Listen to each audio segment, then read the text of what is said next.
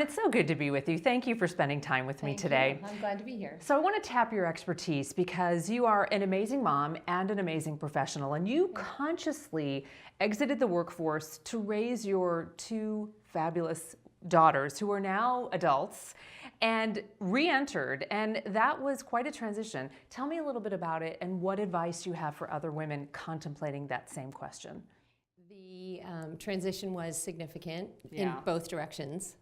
So leaving the workforce, graduated from college, so college degree, great job, had 2 children, and decided that for me that was the thing to do. I had the ability, my husband and I did, and then spending 15 plus, no longer than that, 18 years not working, and then going back is a big shift. It was a decision that worked for me at a time. It wasn't easy.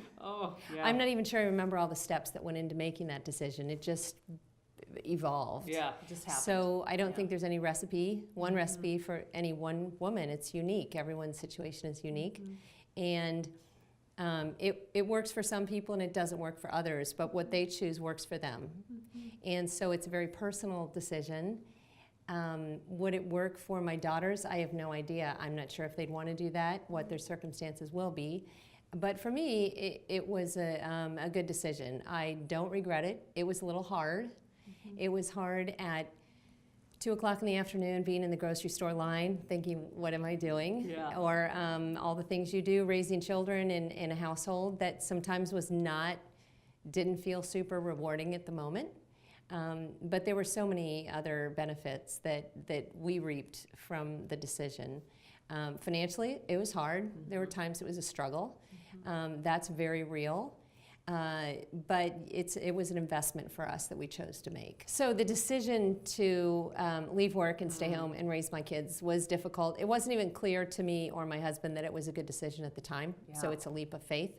But I got some advice from someone I didn't particularly know.